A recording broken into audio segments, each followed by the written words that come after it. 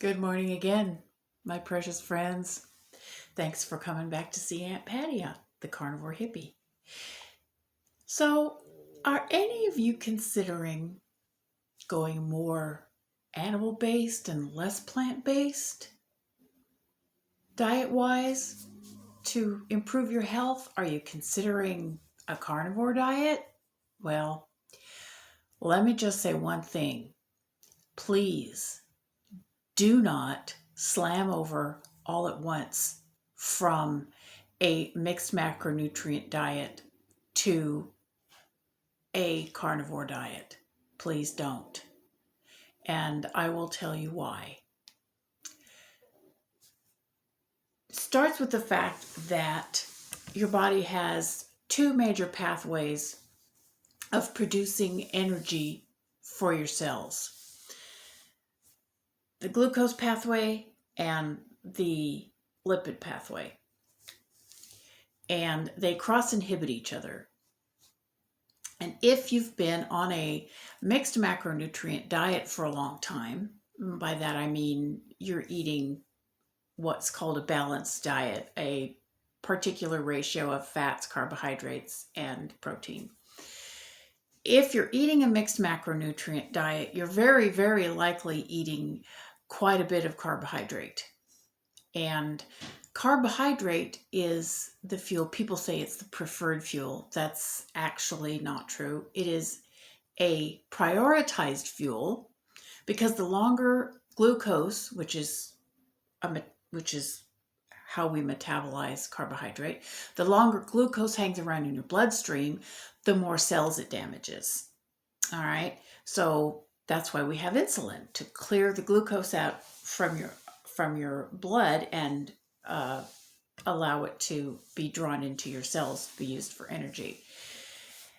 And fat is much less dangerous circulating in the blood.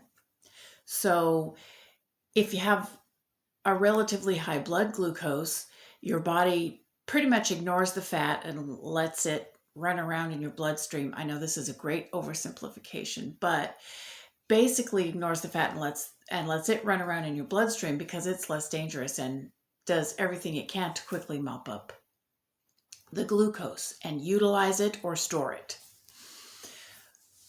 So in order to metabolize these energy sources, your body has specific processes, and your body has specific enzymes that are used in the metabolization of these, what they call energy substrates, carbohydrates and fats. If you've been for a long time on a diet that had a lot of carbohydrate, then what your body has very likely done is prioritized the production of enzymes that operate in the glucose pathway and downregulated the enzymes that operate in the lipid pathway. All right. So if you change your diet, your body's going to take time to upregulate the enzymes that are needed for the lipid pathway and downregulate the enzymes that are needed, or downregulate rather, the enzymes are needed for the glucose pathway. That takes time, right? And you're better off making that transition in a measured manner to allow your body to readjust and equalize at each stage. This will go a long way towards helping you avoid things that are called the keto flu, low energy, constipation, and other symptoms of metabolic dysregulation. The other reason is you have your guts obviously have been colonized by all sorts of bacteria and other things. But the bacteria that are in your gut, the species that will be predominant, are the species that enjoy eating what you eat.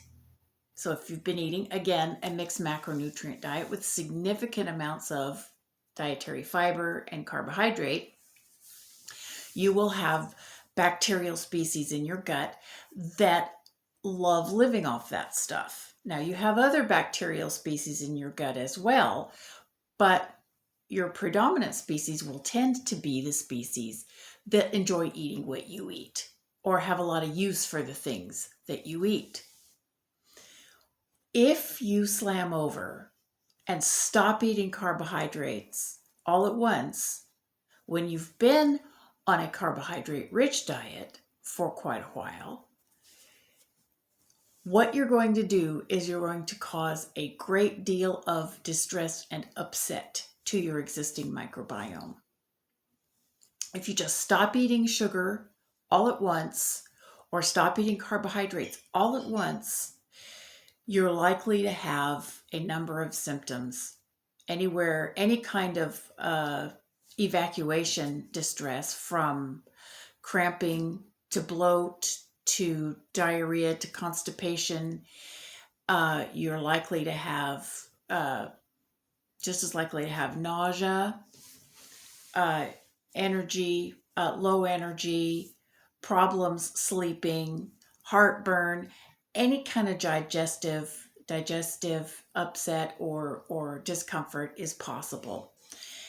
And you can also have, oddly enough, increased inflammation in the early stages of such a diet. And the reason for this is because you have a whole bunch of glucose-loving or carbohydrate-loving or fiber-loving critters in your gut, and all of a sudden you cut off the food. That causes what it would cause in any population of any kind of being. That causes starvation, right? And once you have the starvation, that population gets very, very stressed. And a couple of things happen. Number one, they start to compete for available food. And number two, bunches of them start to die off. Okay. One would think, well, don't you want the sugar-loving buggies in your gut to die off? Well, eventually, yes, but not in a mass die-off. A mass die-off of any microbiota family in your gut can result in, number one, a bunch of dead stuff hanging around in your colon, which can cause inflammation. It can cause species that already exist in your colon that do like to clean up and munch along on the dead bacteria that ordinarily die in ordinary numbers. And those particular bacteria can become overpopulated and cause problems. And on top of that, your body, because everything is dysregulated down there, will probably start pulling water in to your gut to try in an attempt to just like flush everything out. Your body's like, okay, this is out of hand. We got to clean this out. Let's just get rid of everything, eject everything. And you can have you can develop gastritis, something that some people call dysentery, which isn't necessarily dysentery, but people call it that because the symptoms are similar. But it can, and this can go on for months until your gut population rebalances, which it will eventually. But the more profound the reaction is, the longer it's going to take you to recover. Now, everybody who attempts to do this is going to hear from somebody, I swapped over overnight and I never had an issue. Well, there are those in existence. It takes all kinds of people to make up a world, but those people are outliers in general. Trust me. So if you want to do this, if you would like to try it, if you think you have enough information, let me encourage you to go a stage at a time, right? And the first stage that I recommend to people, and that all the people I trust recommend to people, is number one, ditch the sugar, ditch the sucrose. If that's the only thing you do is get rid of the sucrose. Your health will improve if that's all you do. The first thing you need to do is ditch the sucrose. The second thing you need to do is ditch the seed oils.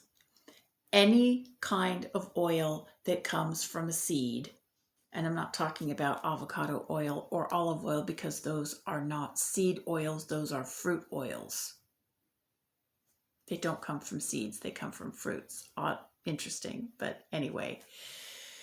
Seed oils, safflower, soybean, maybe even coconut. Coconut oil bothers some people. If it bothers you, ditch that too. If it doesn't, you're probably okay with it. But the most common ones are soybean, corn, safflower, canola. Basically, if it's sold liquid in a bottle and it's cheap at the supermarket, don't even bother. Don't. Because you really, if you're considering converting over to a carnivore diet, one of the best things you can do to start with is just to start cooking all your food in butter or lard or pork fat or bacon grease or tallow or, even coconut oil, if you can stand the smell. I can't cook in coconut oil. I just can't stand the smell of it, but it smells like burnt plastic to me anyway. But, it would be acceptable if you just can't handle the idea of cooking in, bacon grease. Switch to animal fats or fully saturated fats to do your cooking. Get rid of sugar. Get rid of anything that has sucrose or seed oils in it. Now, this is not going to be real easy as a first step because I guarantee you that's going to eliminate about 99% of any kind of processed or prepackaged food that you can think of. About 99% of it is going to be gone out of your diet.